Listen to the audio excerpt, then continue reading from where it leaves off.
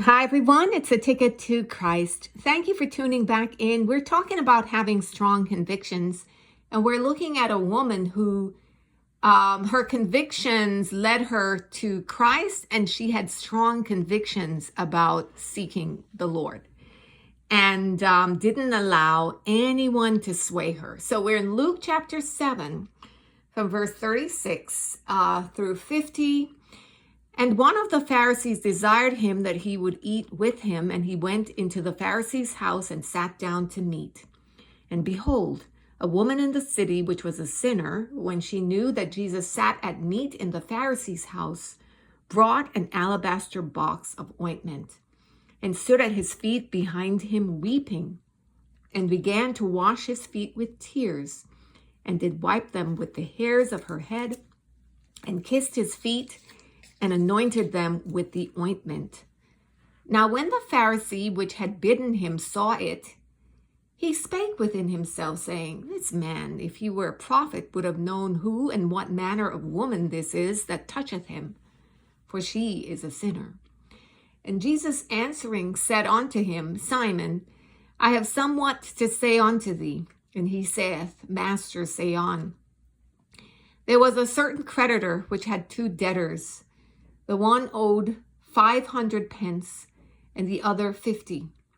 And when they had nothing to pay, he frankly forgave them both. Tell me, therefore, which of them will love him most? Simon answered and said, I suppose he to whom he forgave most. And he said unto him, Thou hast rightly judged. And he turned to the woman and said unto Simon, Seest thou this woman? I entered into thine house. Thou gavest me no water for my feet, but she hath washed my feet with tears and wiped them with the hairs of her head. Thou gavest me no kiss, but this woman, since the time I came in, hath not ceased to kiss my feet, my head with oil. Thou didst not anoint, but this woman hath anointed my feet with ointment. Wherefore I say unto thee, her sins, which are many, are forgiven, for she loved much. But to whom little is forgiven, the same loveth little. And he said unto her, Thy sins are forgiven. And they that sat at meat with him began to say within themselves, Who is this that forgiveth sins also? And he said to the woman, Thy faith has saved thee. Go in peace. Okay, so let's pause here at this account. And as we read this account, you cannot read this with a Western mindset and within our century. A lot of times people read the Bible and think that we're in America in 2024. That's not what this is. They're in Israel. This is Israel in like the year maybe 30, 31, 32, 33, thereabout. And everybody is a Jew, right? This is Israel. Everybody in this particular town where they are, everybody would know one another. And the woman probably was a relative of that Pharisee. Otherwise, why would she be in that house? And why would he know the details of her life, right? And so then within that society, it's a religious society where there's the religion and the law that they followed were intertwined. And so you have to look at it within, the context of that time. And so that you can, appreciate the significance of what she did and her heart behind it. And of course, what the Lord said. So what is jumping out at you? What do you see? What do you hear? For me, just the main takeaway I see, of course, is verse 47.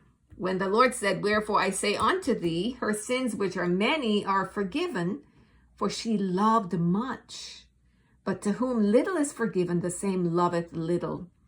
And so in terms of having strong convictions, I think that the strength of a person's convictions will come from the strength of their love for God.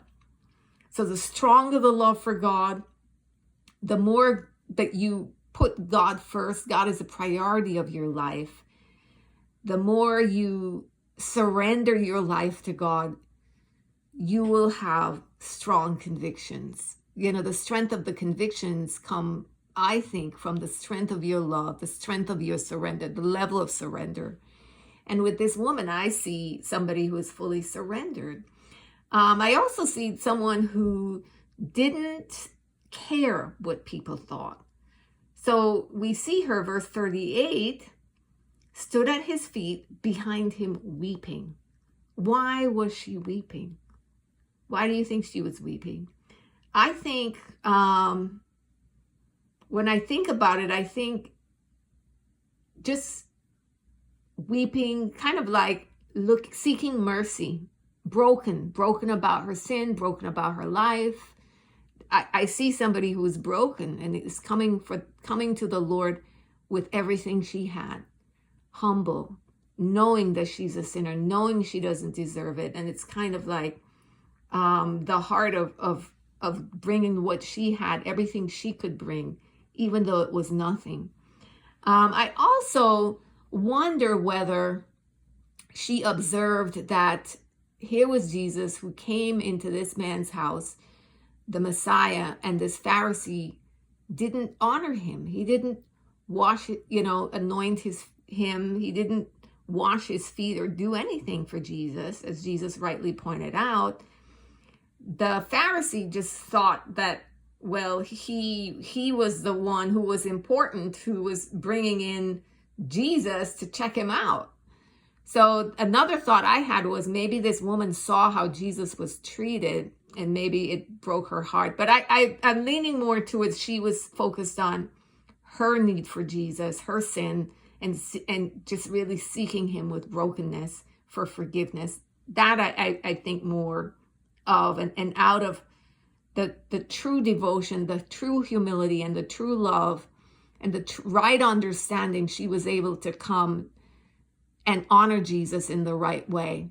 And I think a lot of times that's where having convictions come from. It comes from how you view God, your understanding of who he is. If you understand that God alone can satisfy your soul. He powers your life, enables the moments of your life to have meaning, right? That it doesn't matter what you accomplish. After a while, those accomplishments, the satisfaction you get from them will fade. But God powers every moment with his presence, and it's an eternal power that brings eternal meaning to the value of life because he powers life, right? And I think that this woman, because she had the right heart and attitude about Jesus, knowing who he is, coming to him for forgiveness of her sins, was able to come with strong convictions, not caring what Simon thought, not caring what the other people in the room thought, and was able to honor him in the right way and in the proper way as a result, with strong convictions.